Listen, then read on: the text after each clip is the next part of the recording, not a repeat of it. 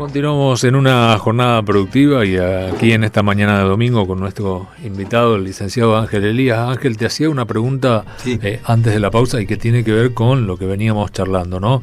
Esta cuestión de el cuidado que hay que tener en el desarrollo de esta obra, de esta vía troncal tan importante como es la hidrovía, con el tema del medio ambiente, ¿no? Uh-huh. Un tema que no es menor y muchas organizaciones, digamos, se han manifestado en contra de ciertas obras, ¿no? Sí, bueno, es un tema muy, muy interesante. Para arrancar te diría que cuando comenzó a pensarse en la hidrovía, es decir, en profundizar el río Paraná para sacar las producciones, ese problema de antemano se tomó como un tema todavía irrelevante, por decírtelo, porque no había legislación ambiental. Uh-huh. Era la época del consenso de Washington, era la época de las privatizaciones, era la época donde los puertos privados comenzaron a aparecer y llegar hasta San Lorenzo. Bueno, esa fue otra de las características que tuvo esa época para lo portuario, fue que se autorizó por primera vez en esa época la instalación de puertos privados. Antes era todo el Estado y de la Junta Nacional de Granos, etcétera, ¿no? Pero estatal. Bueno, eso se hizo de esa manera y sin un marco normativo. Por lo tanto, se comenzó a trabajar en eso con, en ese momento, desde la Subsecretaría de Puertos de Vías Navegables. Menem era el presidente de la Nación en ese momento y trabajó con muchos especialistas de puertos. En ese momento la Administración General de Puertos era un organismo muy poderoso, tenía más de 200 ingenieros que estaban trabajando. Ahora es prácticamente un gran edificio que no tiene nada dentro, ¿no? Cómo han cambiado los tiempos. Por supuesto que para agregar este dato que es interesante, la dotación local en Rosario todavía sigue, es ese edificio que se llama MOP, Ministerio de Obras Públicas, que es donde funcionaba la delegación que se encargaba de la hidrovía dentro de la Subsecretaría de Puertos y Vías Navegables. Si vos ves eso, que está dentro del puerto, es la muestra de lo que era la Argentina sobre fines del siglo XIX, ¿no? Una cosa impactante. Uh-huh. Ahora, bueno, también es casi un cementerio de pedazos de barcos que quedan, ¿no? Pero bueno, pero te quería decir eso, no había ningún marco normativo para estas cosas. Y por supuesto que todo lo que se comenzó a hacer con el seguimiento precario de quienes trataban de defender las estructuras del río. No se puede agredir a los costados del río. Bueno, todas estas cuestiones se hicieron sin un marco normativo. Entonces apareció la idea de que, o la sensación de que esto había generado un desastre ambiental en los fondos de todo el río. Uh-huh. En realidad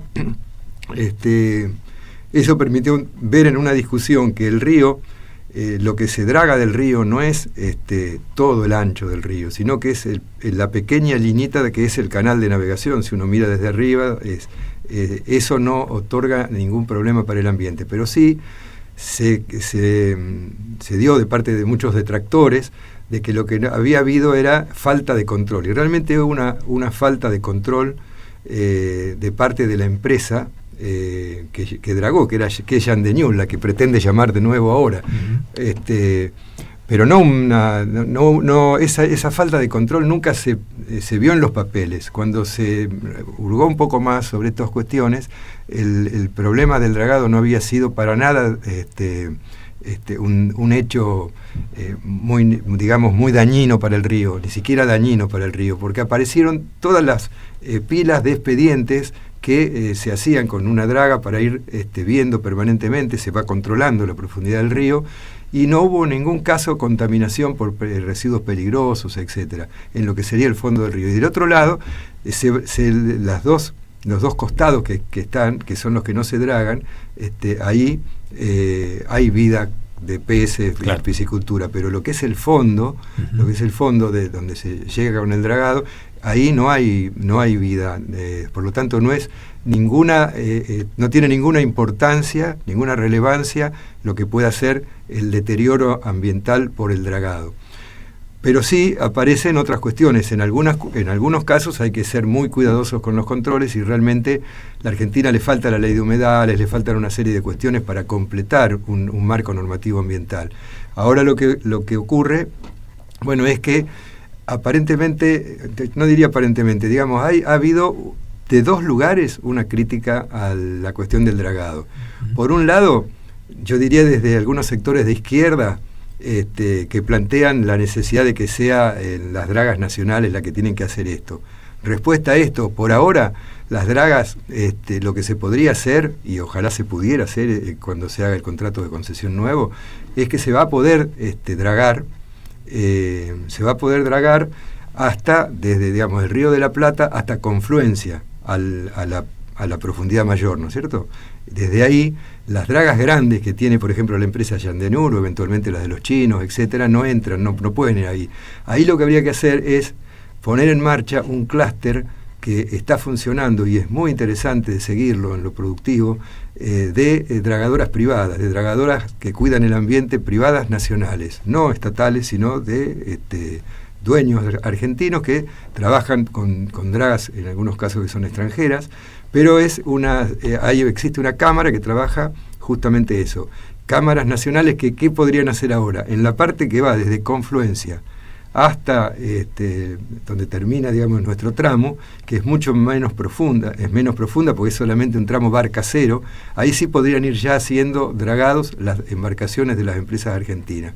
Eso es muy interesante, porque organizar ahora, en esta situación, una empresa de dragado estatal es imposible, porque significa muchísimo dinero, y justamente es uno de los problemas por los cuales hasta la Administración General de Puertos ya está en condiciones, casi ni está en condiciones de poder seguir pagando los peajes.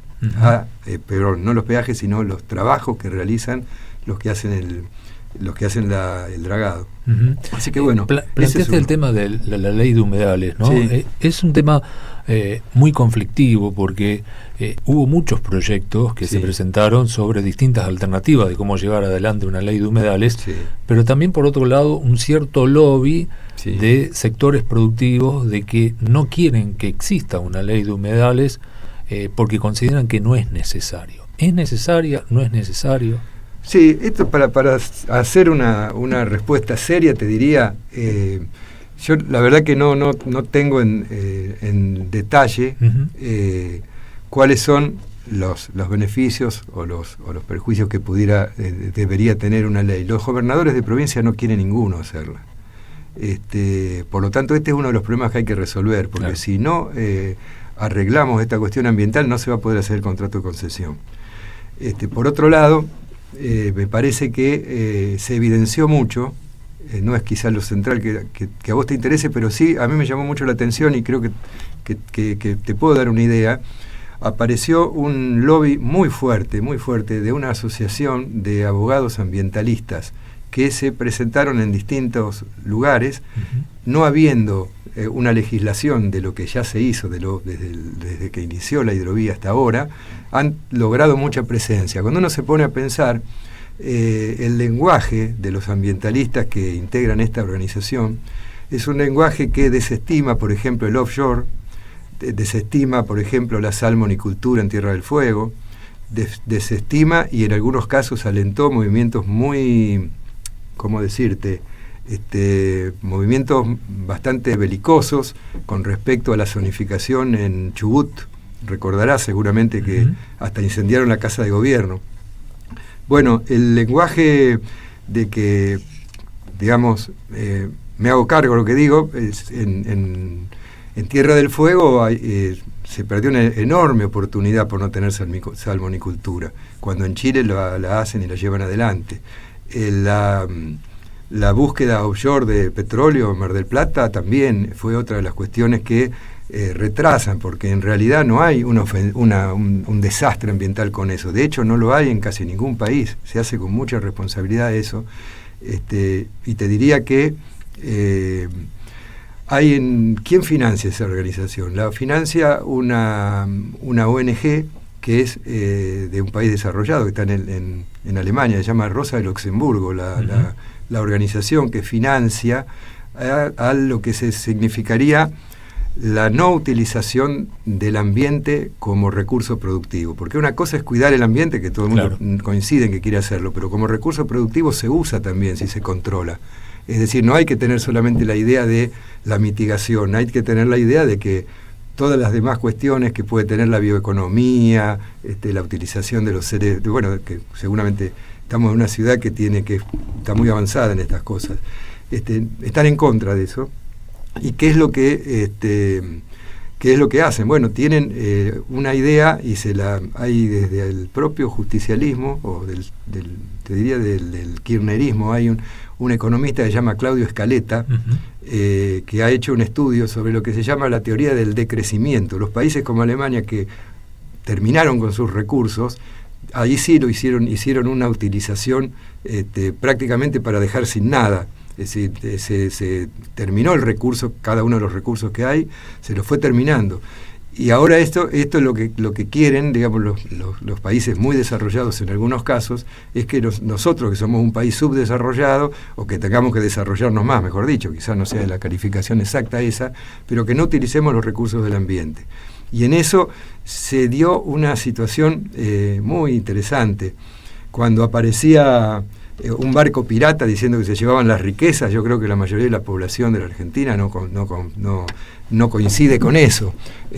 Y también pasa lo mismo con la cuestión del ambiente.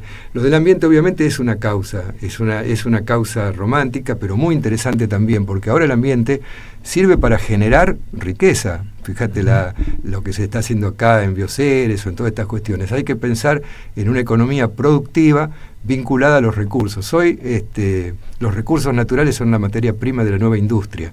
Por lo tanto, los países de donde vienen estos fondos que han financiado esta organización para hacer causas para que se termine con el dragado en algunos lugares muy pequeños, en Ramallo, por ahí participaron. Así que me parece que es una discusión para verla con mucho sentido común en esta idea de que hay que balancear muy bien cuáles son las concepciones que queremos del medio ambiente, ¿no? Si queremos un medio ambiente que sea, obviamente, que defienda todas las producciones y defienda la vida humana y la diversidad y los ODS, eso es una cosa. Ahora, decir que de ahí en más no se puede producir es otra. En Córdoba, por ejemplo, si uno ve cómo se utilizó una ley donde se está haciendo la producción agrícola, si uno tiene que dejar no digo de tirar, no quiero usar la palabra como si fuera, no me sale ahora, lo que hacen el desecho, es, no, más que los desechos, lo que es lo que se hace para aumentar la producción, ¿no es cierto? Que en muchos casos se acerca mucho a las ciudades. Bueno, hay una ley que achica la posibilidad para que no se haga sobre una escuela, sobre esas cuestiones, ¿no? Obviamente se legisló de una manera donde si se suman todas las hectáreas que tendrías que sacar de la producción, estaría sacando el 70 o el 80% de los campos productivos en una determinada situación. Por lo tanto, la cuestión del ambiente hay dos miradas, una productivista y otra que obviamente todos estamos en contra de la defensa, estamos en contra de lo que pueden ser, todo lo que está pasando. Si yo te pudiera dar un ejemplo de lo que es ¿por qué es estratégica la hidrovía? Es que la hidrovía permitió que el barco que viene a cargar llega hasta Timbúes, Puerto San Martín y San Lorenzo. Y eso lo hizo durante casi 30 años, todos los barcos. En ese caso tuvimos un ahorro económico. Porque no tuvimos que pagar al puerto de Quequeno, el puerto de Bahía Blanca, para cargar ahí, y entonces sí salir por el mar. Pero lo que ocurrió fue que lo más interesante es que se evitó durante estos 30 años que miles y miles de camiones ventearan gases de efecto invernadero parados esperando entrar a un puerto, por ejemplo. Por supuesto, es una cosa que la tiene que resolver el puerto, ¿no? O el camión. Bueno, el cambio, desde el punto de vista de Ricardo Sánchez, que es un especialista de la CEPAL, la hidrovía, por esas dos razones, es una infraestructura estratégica. Y que para darle mayor compromiso con el desarrollo de un país como la Argentina, debería ir muy asociada con los nuevos modelos productivos, con todo lo que se está haciendo, sobre todo en términos de bioeconomía. Digamos que es lo que hace Bioceres, que generan, digamos, además... Y por ese camino, ¿no? Deberíamos seguir, ¿no? Porque, a ver, el desarrollo total de esta vía troncal, lo que significa para nuestro país, no solamente ingreso de divisas, sino también la posibilidad de tener intercambios comerciales y posibilidad también de abrir nuevos mercados, ¿no? Y que ingresen barcos de diferentes países que vengan a buscar la producción de lo que se está haciendo aquí en la Argentina. Es una prueba, porque ahora se viene quizá la discusión a nivel de la Comunidad Europea del convenio del Mercosur, ¿no?, con la Unión Europea. Bueno, esas cuestiones nos hacen, lo que hacen es alertarnos acerca de que la necesidad se ponga a la altura de las circunstancias, porque, por ejemplo, va a haber que negociar con muy finito, digamos, porque los grandes países que tienen barcos, la compañía Maersk, por ejemplo, ya no es una compañía de barcos, es una compañía que tiene barcos, que tiene camiones para cuando se llega, para hacer que integra toda la cadena logística, y sobre todo lo que hacen es una especie de, se van juntando las empresas navieras y cada vez son más poderosas, van a trabajar tratando de conseguir ventajas en la logística interna de los países. Por lo tanto, hay que pensar que nosotros tenemos que desarrollar una marina mercante, pero no una marina mercante que en algunos casos los sueldos, es muy antipático decirlo, pero son muy altos los sueldos que hay que pagar por los convenios, y esa es una de las razones por las cuales no tenemos más una burguesía de barcos, de marina mercante, ¿no? Se han ido todos a Paraguay. La mayoría de los dueños de los barcos, de las embarcaciones, son paraguayas, y se han ido de lo que se llama la bandera argentina, que es muy cara de sostener. Bueno, acabamos de tener que competir cuando, seguramente por muchas cuestiones que son muy claras como beneficio económico para la Argentina, también vamos a tener que competir con situaciones donde nos van a pasar por arriba. Las grandes compañías, por ejemplo de barcos, van a utilizar seguramente nuestro espacio. Y otra de las cosas que hay que hacer es pensar en la nueva economía que se viene y la nueva logística que se viene, ¿no? Hoy tenemos que armar una logística donde los minerales son lo más importante, el litio ya es una cuestión que, y ahora, por ejemplo, la industria marítima está atendiendo a estas cuestiones, ¿no? Se está recambiando, se está reubicando en cuanto a su manera de funcionar. Y lo que hay que tener en cuenta también el desarrollo tecnológico, ¿no? Claro. Las nuevas tecnologías que se vienen, que no escapa a lo que es el desarrollo de el tránsito por río o por mar, y para lo cual, en eso la Argentina debe trabajar, ¿no? Claro. Bueno, eso es clave, ¿no? La industria marítima está en una etapa de transición de sus combustibles, está pasando a combustibles más amigables con el medio ambiente. Es una obligación y la está cumpliendo, porque también la industria marítima tiene algunos problemas con respecto a la llegada. Fíjate vos qué curioso, la llegada de los cruceros a las ciudades como Barcelona, ciudades muy turísticas, la llegada de tanta cantidad de gente en un barco que lleva miles de personas, es una de las cosas que están revisando, ¿no?, las grandes embarcaciones. Pero ahora estamos en la etapa de la transición energética. Pero dentro de poco viene otra transición, que es ya la incorporación directa de las nuevas tecnologías en los puertos, porque tienen una cuestión clave, digamos. Por ejemplo, los puertos ya no son una cosa aislada en la cadena logística. Entonces lo que hay que hacer es sentar en una misma mesa, diciéndote como una cosa muy simple para explicártelo, a todos los que integran la cadena logística, los camioneros, los productores, los que hacen comercio exterior, la aduana, los depositarios, todos los que tienen que ver con eso, sentarlos en una mesa y despapelizar. Eso significa generar una comunidad portuaria que saque del todo la utilización de los papeles y ponga todo en funcionamiento sobre la base de las nuevas tecnologías, ¿no? Eso es muy importante. Nosotros estamos pensando para San Lorenzo, desde la Unión de Comerciantes Industriales, que es un organismo de ahí, plantear la necesidad de una, y con esto termino, ¿no?, una comunidad portuaria para la ciudad de San Lorenzo, Puerto San Martín y Timbúes. ¿Sabes por qué? Porque ahí se fueron instalando los barcos cuando se permitió la llegada de los puertos privados. Entonces fue llegando uno, luego llegó otro, ahora hay 30 y pico de puertos, pero no son un puerto, en realidad son 30 y pico de terminales que llegaron a un clúster desordenado y que de alguna forma no tienen todas las, llamémosle, comodidades o prestaciones que deberían tener de ese espacio de agua que permite que desde acá salga el 80% de las exportaciones a Argentina. Por lo tanto, eso se hace con nuevas tecnologías.